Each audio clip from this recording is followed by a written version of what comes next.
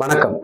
உங்கள் வாஸ்து செல்வனுடைய வளம் தரும் வாஸ்து பதிவுல இன்னைக்கு ஒரு வாஸ்து பதிவை பார்ப்போம். இன்னைக்கு என்ன பார்க்கலாம்னா, குளியலறை மற்றும் கழிப்பறை வாஸ்து பார்ப்போம். முதல்ல எல்லாம் வீட்டுல சாப்பிட்டு எல்லாரும் கழிவறைக்கு இயற்கை உபாதைகளுக்கு வெளியில காட்டு பக்கமா போயிட்டு இருந்தான். இப்ப என்ன ஆகி போச்சு, எல்லாரும் வெளியில ஹோட்டல்ல ரோட்ல எங்கேயாவது சாப்பிட்டு வீட்டுக்குள்ள வந்து அந்த வேலையை செய்யறோம். வீட்டுக்குள்ள செஞ்சறத வெளியில செய்யறோம், வெளியில செய்யறத வீட்டுக்குள்ள செய்யறோம்.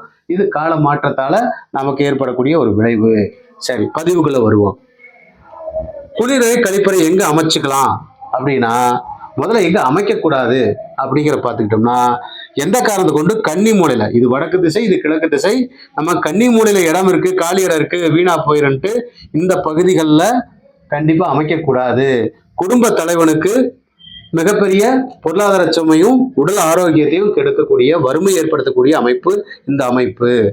அடுத்த ஈசானிய பக்கம் லெட்டின் பாத்ரூம் போடவே கூடாது. ஏன்னு கேட்டா, இது குழந்தைகள் சார்ந்த பாதிப்புகள் ஏற்படுத்தும். குழந்தைகளுக்கு கெட்ட பழக்க வழக்கங்களை ஏற்படுத்தும். தீய பழக்க வழக்கம், தீய நண்பர்கள் சேர்க்கையினால குடும்பத்துல அமைதி கெடும், வம்பு வழக்கு பிரச்சனைகளை சந்திக்க வேண்டி வரும். ஆகினால இந்த திசையிலிருந்து இந்த திசையில கண்டிப்பா அமைச்சிக்க கூடாது. நல்லா மனசுல வச்சுக்கங்க.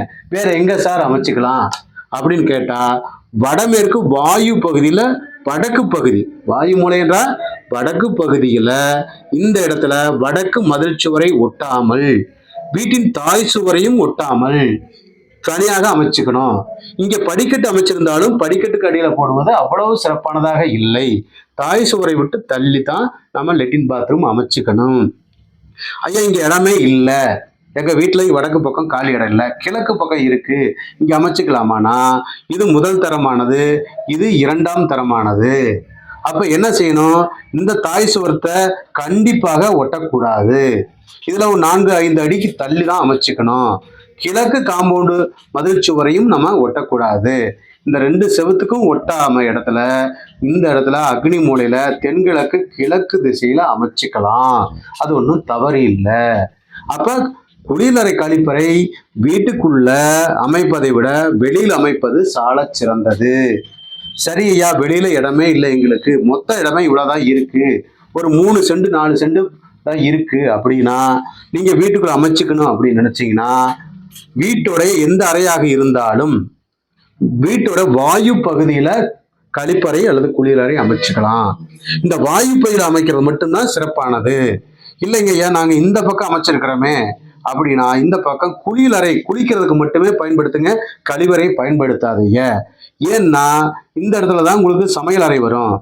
அப்ப இங்க சமையல் அறையை போட்டுட்டு அடுத்து இங்க சாப்பாட்டு அறை, டைனிங் ஹால் இங்க வந்துடும். சமையல் அறையாக இருந்தாலும் சரி, இந்த இடத்துல பூஜை இது சமையல் அறையா இருந்தாலும் சரி அல்லது சாப்பாட்டு அறையா இருந்தாலும் சரி, இதை ஒட்டி இருக்கிற பகுதியில குளிக்கிறதுக்கு மட்டுமே பயன்படுத்திக்கணும். கழிவறையை இங்கே தெற்கு மத்தியில தெற்கு பக்கமா பயன்படுத்துவது அவ்வளவு சிறப்புடையதல்ல. இன்னொரு விஷயம் சொல்லுவாங்க, இது சுக்கிரனுடைய மூளை, சுக்கிரனுக்கும் இதுக்கு நடுவுல இங்க இருக்கக்கூடாதுன்னு சொல்லுவாங்க. அதை நீங்க மனசுல வச்சுக்காம இந்த இடத்த தவிர்க்கிறது நல்லது. இது சால சிறந்தது அப்படிங்கிறத மனசுல வச்சுக்கோங்க. எப்பயுமே எந்த வீடா இருந்தாலும் சரி, எந்த தொழிலா இருந்தாலும் சரி, வள்ளுவருடைய குரலை ஒண்ணு நம்ம நினைவில் வச்சுக்கணும். அது என்ன குரல்னா, முடிவும் இடையூறும் முற்றியாங்கு எய்தும் படுபயனும் பார்த்து செயல். திருவள்ளுவர் எல்லாருக்கும் திருக்குறளை சுட்டி காட்டியிருக்காரு. எந்த தொழில் செஞ்சாலும் சரி, போருக்கு போகக்கூடிய அரசனா இருந்தாலும் சரி, சாதாரண குடிமகனா இருந்தாலும் சரி, அவன் தொழில் வாழ்க்கை முறைக்கு ஏற்ப நம்ம அந்த திருக்குறளை நம்ம மனசுல பொருள் வாங்கிக்கணும்.